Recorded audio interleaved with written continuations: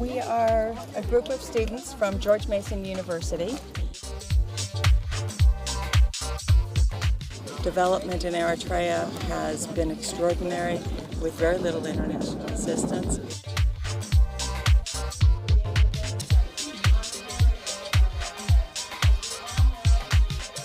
To be back in Eritrea is always a joy for me. But to bring 11 students and have them experience Eritrea, that is really a dream. Originally, before coming to Eritrea, I had no expectations. A lot of people warned me about the trip, and they wanted to make sure that the university would put this bubble shrink wrap around us to be really safe. I was very open-minded about it, but also very cautious. All I knew about the country was from books, from articles, and from stories that non-Eritreans shared with me, and mostly was concerned about safety. Because you don't hear a lot about Eritrea in America and the United States. I was really surprised. I've traveled to a lot of developing countries, and even immediately upon arrival in Eritrea, it became abundantly clear that this was a completely different country. There were no guns at the airport. When we came out of the building, everything was clean, and when we entered the city, people were walking around, and even at night, there was no restrictions to leave the hotel.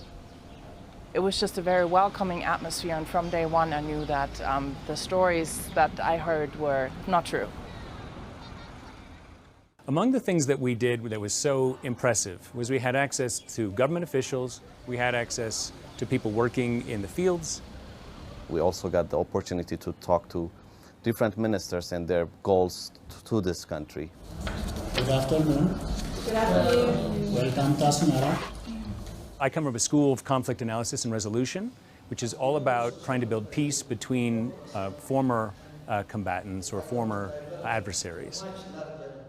It's very rare for Americans to have any insight into what's happening here, and the insight that we have is usually passed through a lens which is largely distorted based on the history of conflict. This has been one of the most important and troubling conflicts in the world, and so we've been interested in it for a long time. Many people who know the conflict well warned me, you're going to love the people, but you're going to hate the government.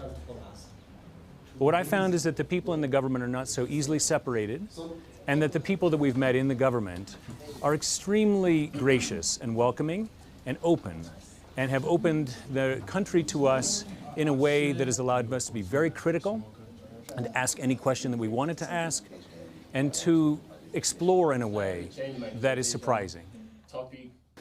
I'm a private sector person. My 20 years in the World Bank was preaching private sector. I'm sure when you talk to the international community here, you will be told that the Eritrean government does not support private sector. They scrap it around. That's not true. Go back to our constitution, go back to the charter, go to the investment code, go to the macro policy document. It will show you that the private sector, in fact, is encouraged conceptually. I see and I witnessed hope in this country that they will actually make Eritrea better with their social justice programs and also their interest to develop their people based on their own development agenda. The last 20 years were not known.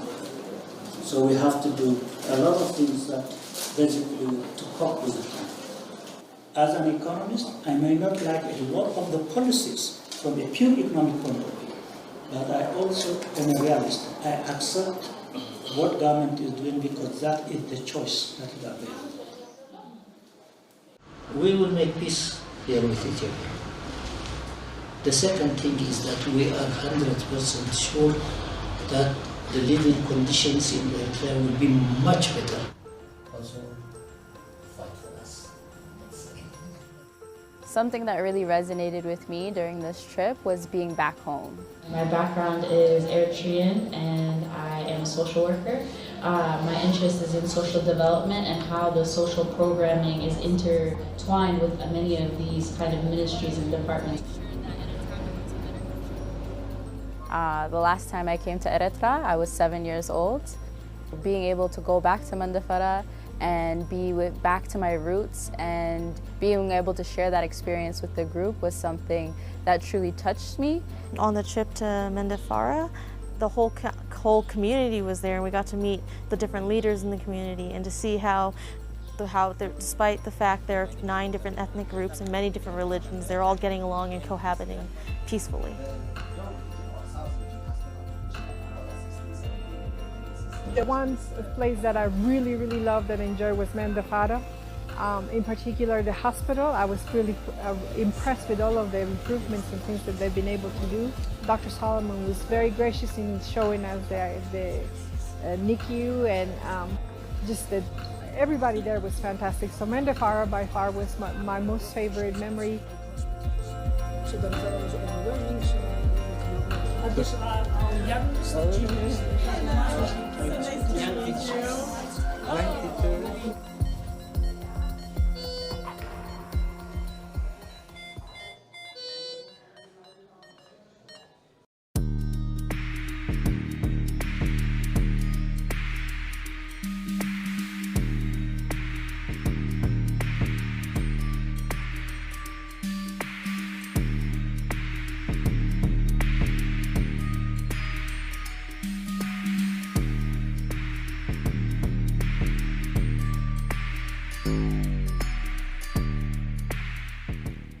One of the experiences that made me emotional and made me really connected with the history and with the past is our visit to Adukwala. Hearing about the struggle firsthand from frontline fighters was, it was life-changing. So the war started at the mountains that you're seeing here in Taidabak. Quahayim. So it's Eritrean land. They also tried to make an entry at a place called Maidma, but they returned here, and the war started at the mountain that you see in front of us. This is the command post. This is the trenches over there on the threat. There is some stones beach. There was a very difficult war here that took place for 3 days. Very, very gruesome. It did not end. Day, night, it took place. There was no breaks for 3 days straight. There were no breaks at all. No eating, no break, no drinking, nothing. So finally, there's a village here called Adid Al, and the Ethiopian troops were able to infiltrate that village. So both areas are very, as you can see, they're very steep and mountainous, so it's difficult to get to this area. So the 2 mistakes that they made were coming to this area and to another area called San'afe. So they were also here to the right. And the Ethiopian troops also got very close as close to as where we're standing.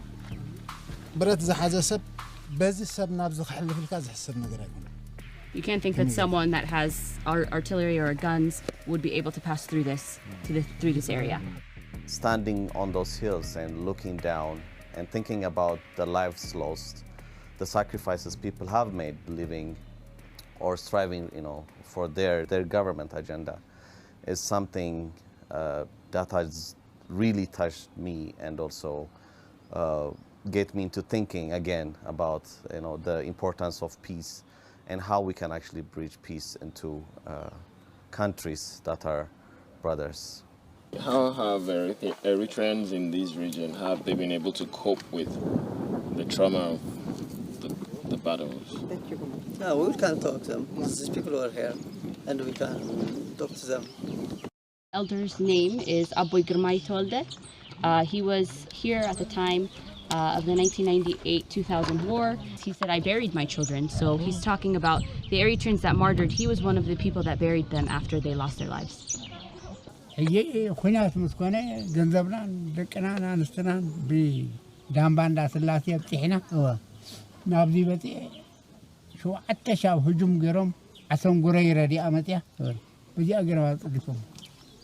nobody told them to leave. It was when the battle started. They took their stuff to one area and then they came back to help the troops. So when the battle started, they'd have injured soldiers, they'd have soldiers that were martyred.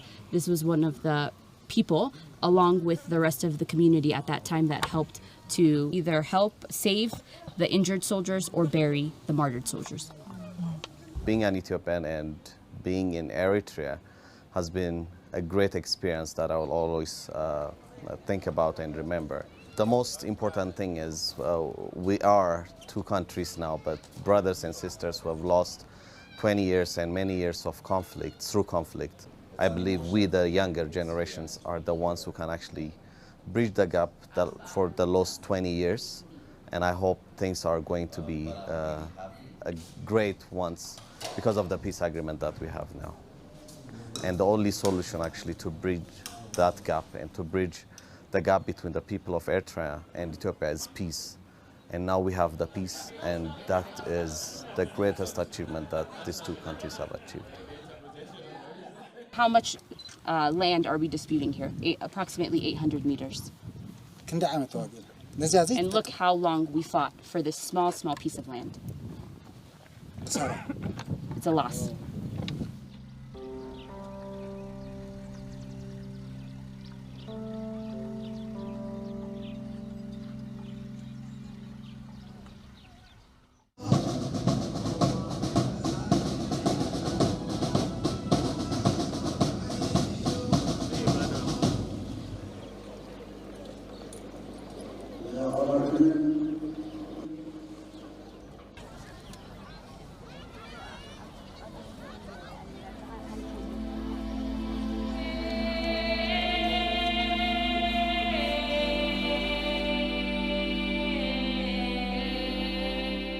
One experience that I think I want to share is me getting to the martyr's graveyard and seeing an old woman, not so old, cry over the tomb of, it's a son or a daughter. And I moved closer and I saw the date. And it read 1981 to 2000. I sat down with her and I held her because I knew what that meant. If that child had been alive today, that child would be taking care of her. And I couldn't imagine what I was doing in 2000 in my own country and what someone else was doing for his or her country.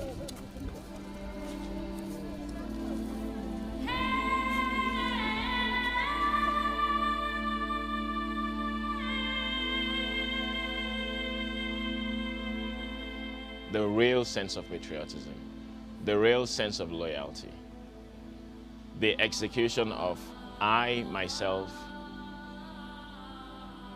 and the upliftment of we, that collective nature of Eritreans, stands out.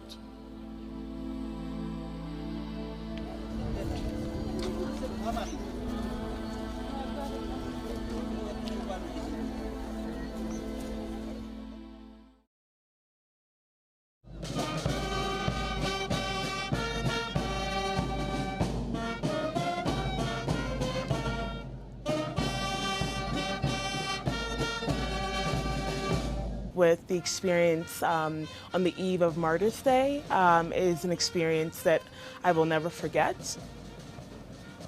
To see such large crowds, the entire city of Asmara just stopping for a moment to recognize and to acknowledge and to pay respects to all their families that played such critical roles in helping the country get to the point that it is today.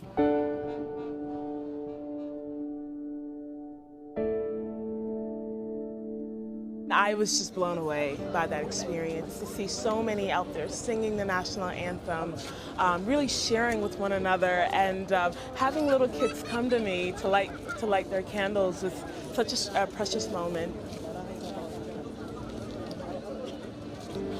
It's certainly an experience I'll never forget.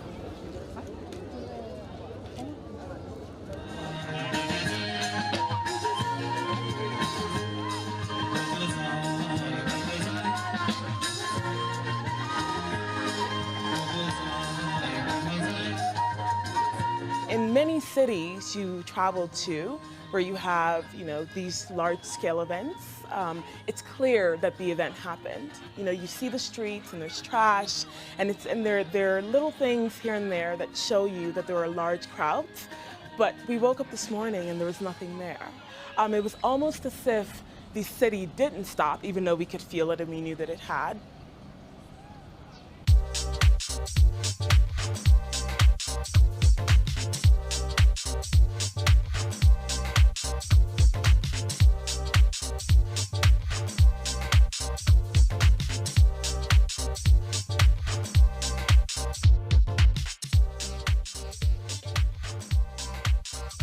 The highlight of my trip, which really to me signifies or integrates the history, the current situation and the future, was our trip to Massawa. It was so interesting, saddened, but also enlightening to see the ruins of Massawa and to have the reminders of the really painful history. What I learned was that from great and much suffering comes great resilience. And we definitely have seen that resilience at play and during our trip by ingenious programs that have been put together with a really deep care for the land, for the people, and for development and for growth. It's almost back 5 years ago, we started to make our preparation, especially focusing on the mining companies is coming up or developing in Eritrea. The factories that we visited, which were super clean and with the newest equipment, and all the workers were excited to work there and were very detailed in explaining us how their factories operated. So we try to build support expansion by ourselves within our people by bringing selected material from outside and stretch it on the ground, compact it, and make it ready for the cargo. As a government, we have the self-sustainability policy. So food comes first, of course, education at the same time. I have been working almost for 16 years. I remember in 2005 we bring so many experts. Still, sometimes we bring experts in fields we don't know. And once we all get all this information, we were, for the last almost 15 years, we try to do on our own. When I learned about the heat-resistant coral that exists in the Red Sea. It's very unique that these coral reefs can resist the increase in temperature in which our globe is now facing. And that there is efforts underway to isolate the strand and potentially replant them in dying reefs around the world. That gives me great hope. I wish the Caribbean islands would have just a fraction of what you do here on a national program. Something that I am proud of, that I'm glad that we got to share with everyone, was the power of Eritrean women. I'm just going to give you some highlights with the women in Eritrea, especially Eritrean women and legal protection.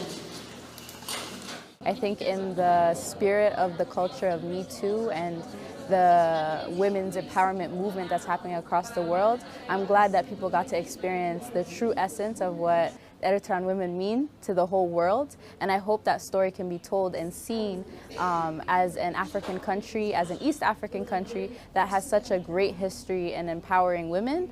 And I hope that people can learn from Eritrean women as people develop other nations, and even developed nations can learn something as well.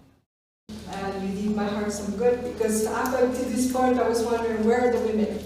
Where are the girls? First of all, I just want to say from the start, Sophie, thank you so much for organizing this. This is incredible. I found the lunch with the writers to be fascinating because one of the tensions here in the country, I think, is between the concept of, on one side, capitalism, on the other side, socialism, and how it is that this country is trying to manage that discussion. The concepts of social justice with an Eritrean face is how it was presented. It's a perspective we haven't fully explored. It may be the tension that Eritrea has with the international community revolves around this concept of social justice, which is different than the one that we use in the United States and in the West.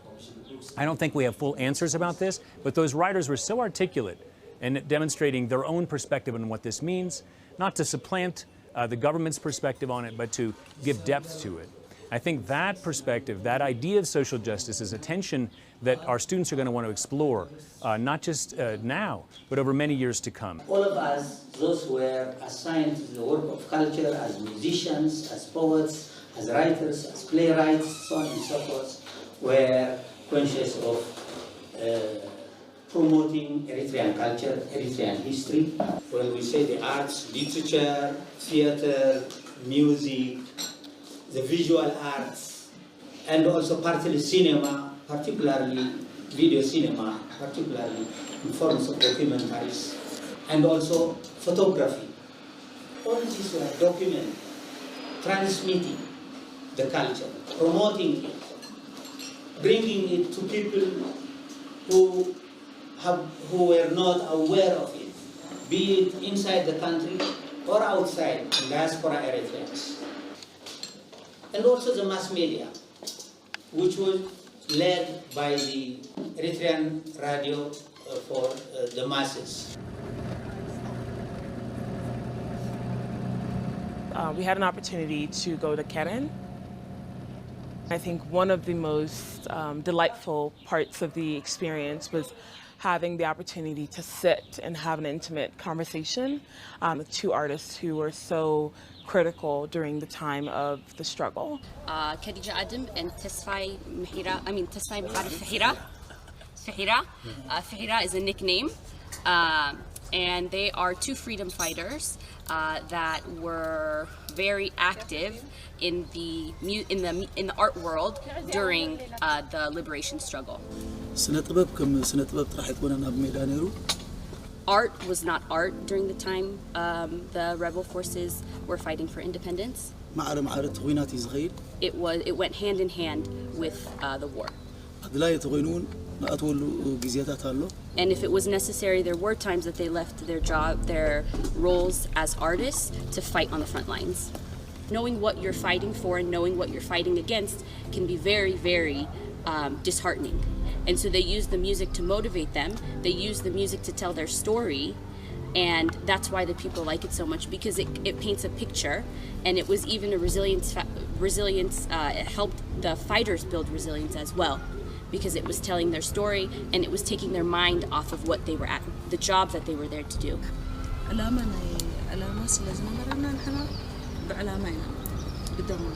We had a goal, and that goal wasn't a job. We weren't paid to be freedom fighters. We had a goal, and that goal was independence, and it was our nationalism and our patriotism that drove our work. It wasn't finances.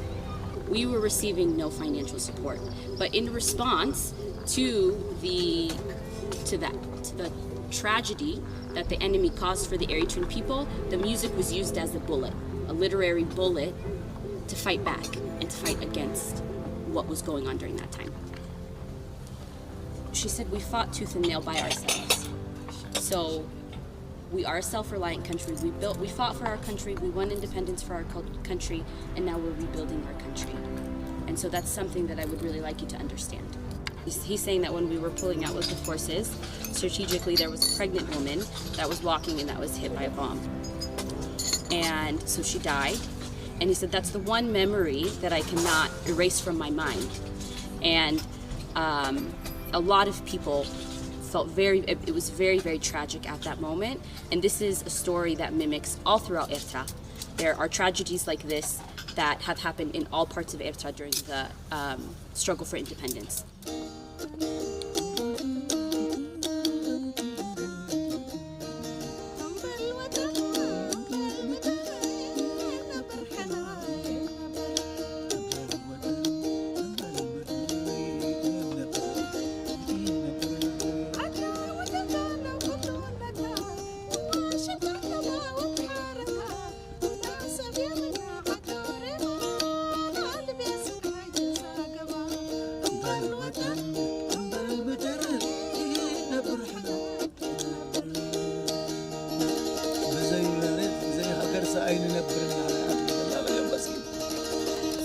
We can't live without a nation and we can't live without a land.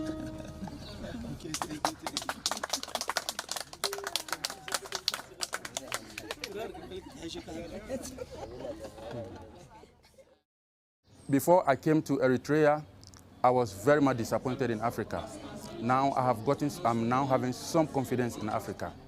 And it is all because of the hope that I see in Eritrea. And it is my prayer that peace will prevail in this country and Africa will rise again.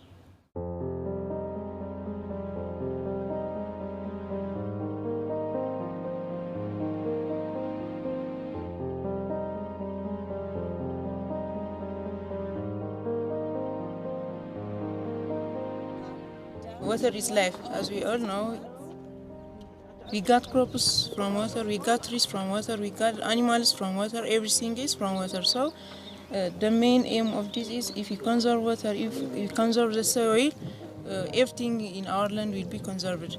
For example, this side, it will conserve water, the underground water.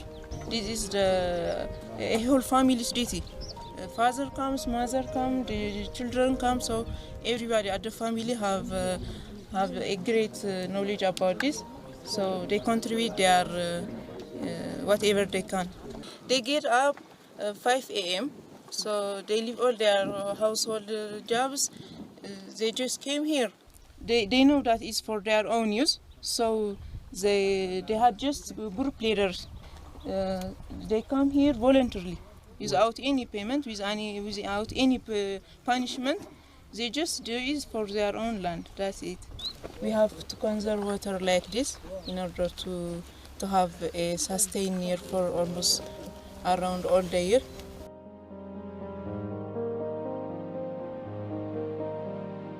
This has become more of a personal journey, and the reason I say that is because I get mistaken for Eritrean. I'm Somali American. I get greeted twice, one as with a group, and also the second is because they're telling me you're home. And I take that very personally, and I'm grateful to that generosity.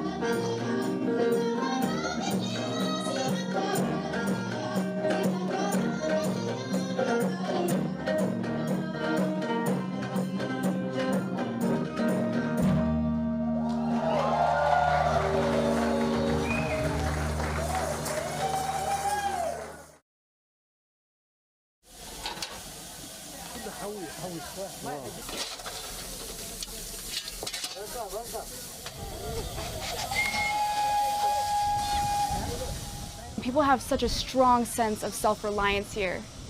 They just have such a high spirit about themselves and their culture. Them being able to share that with us has just been amazing.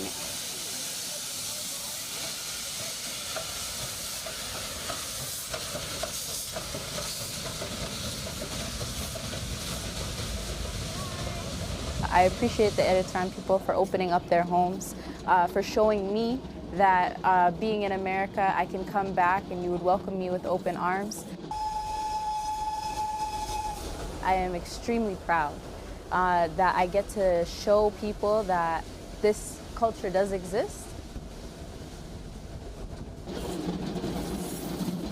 I want to thank the Eritrean people for their hospitality, but beyond their hospitality, the way they have impacted me with that vigor, that verb, to evoke that can-do spirit in my own country.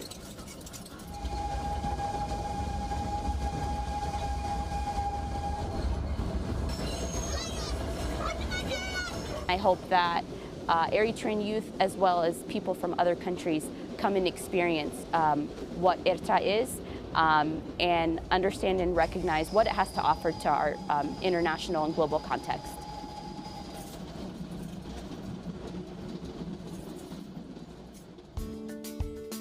During this trip to Eritrea, I have felt very welcomed and taken care of. The people here are so inviting. I felt like I never had to worry about anything. When I'm leaving here on Saturday, we'll be with a sad heart because I fell in love with the people. And it will be with a hopeful heart because so many of the wonderful things that are in progress here right now can heal the world. And I am so grateful for the opportunity to have seen this and for all the people that have made it possible. So thank you from the bottom of my heart. The students have really seen the true Eritrea. They have gone through the usual journey, starting out with reading about Eritrea beforehand, being cautious, not sure about this place, then coming and seeing the incredible welcome that we have received, the generosity of the people, the true self-reliance, a completely different vision.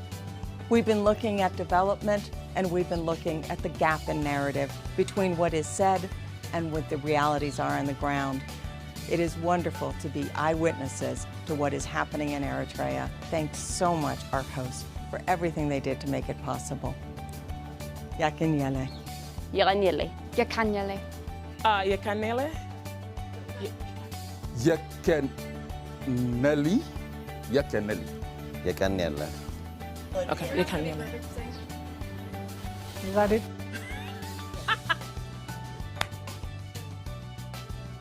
Hi, my name.